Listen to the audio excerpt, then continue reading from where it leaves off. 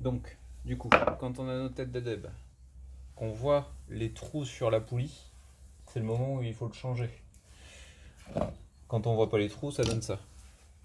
Donc, quand il y a les trous, on en profite, on démonte la partie supérieure. Tac, on enlève la poulie, on met la neuve. Et là, il faut pas oublier de mettre le ressort.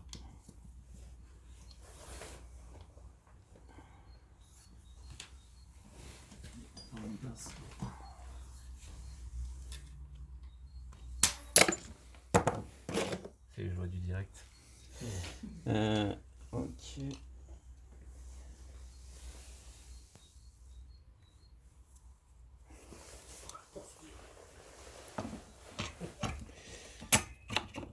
Ok, on remet le couvercle. Et à vérifier que les œillets là sont bien corrects. Celui-là, il est déjà bouffé. Et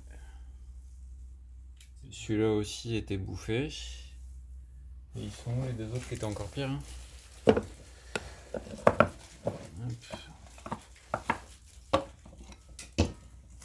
Si tu peux en me passer un neuf aussi. Ah ouais. Tac.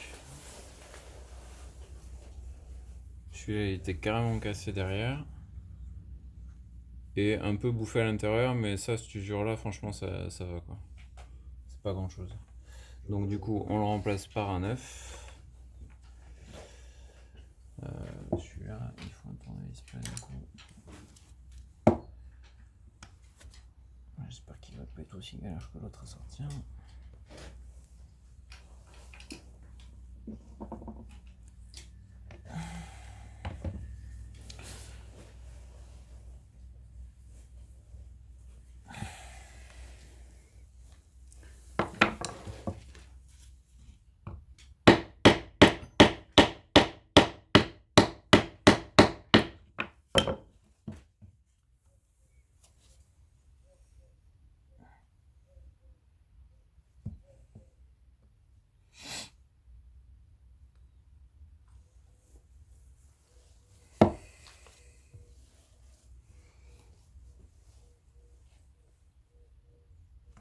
Ok.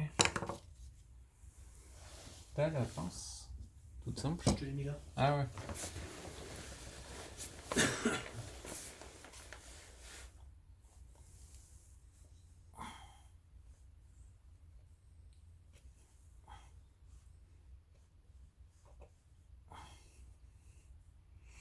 Ah, c'est hiver.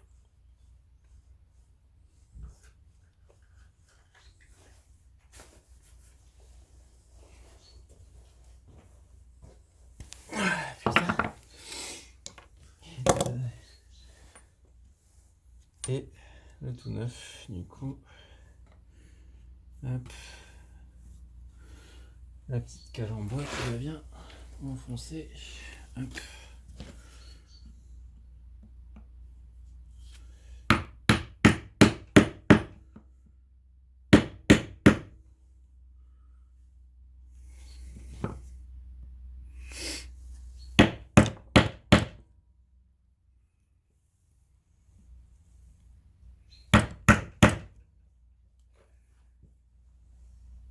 Ça a l'air d'être bon. On remet la pourrie.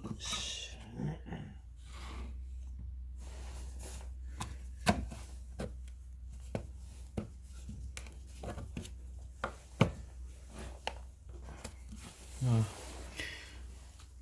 Donc là, tout est bon. Et ce qu'il faut bien vérifier aussi quand on démonte là la tête de deb, c'est qu'à l'intérieur, ce soit bien propre.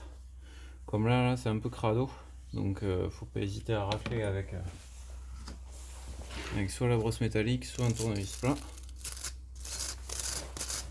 Pour enlever toutes les merdes. Sinon, au bout d'un moment, on n'arrive plus à refermer le couvercle.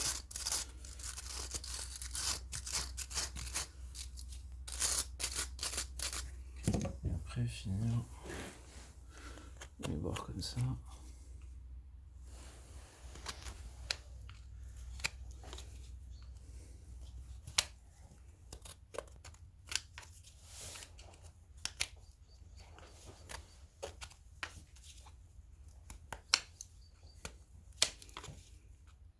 que ça, tout l'écran là, c'est ce qui permet que la poulie tourne.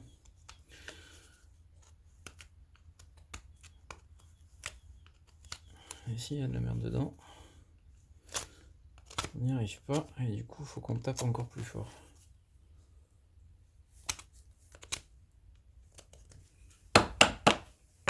Voilà, là c'est propre.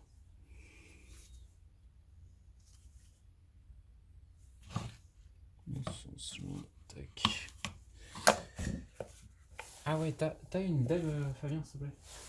Attrape une dalle.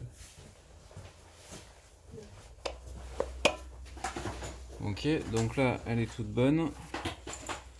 Les œillets sont tout neufs. Elle est prête à être utilisée.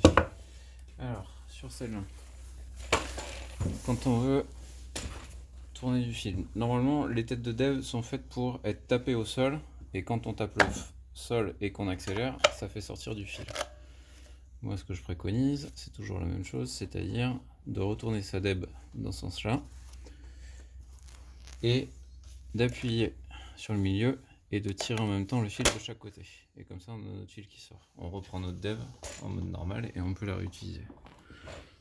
Voilà. Des questions? Pourquoi on ne peut pas taper? Parce que à chaque fois qu'on tape, et je pense que c'est peut-être même le cas du problème sur les FSA 90, c'est que tu tapes et ça crée des vibrations partout. Quand je la tape au sol, ça fait ça. C'est vachement traumatique pour tout l'arbre.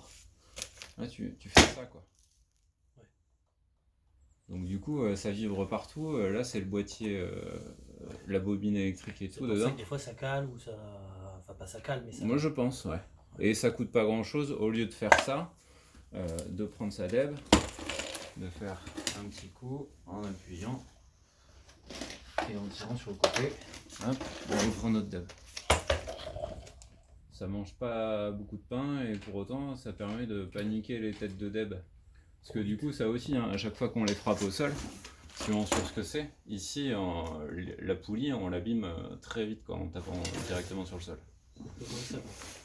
Ça commence Là l'usure, là c'est intéressant. L'usure elle est bonne, donc là il n'y a pas besoin encore de la changer. Par contre il faut surveiller plus régulièrement parce que dès qu'on arrive à l'autre stade, voilà, où on a les trous qui apparaissent, là il faut changer la poulie. Tant qu'il y a la poulie à changer, ça va. Si on attend trop, ça nique la partie supérieure. Une fois que la partie supérieure est foutue, on est obligé de changer pratiquement toute la tête. Ça c'est 6 balles et toute la tête c'est 30. Donc ouais, c'est quand même mieux de changer la poulie. Voilà. Question? Non, c'est bon. Question? Vendu pour ça.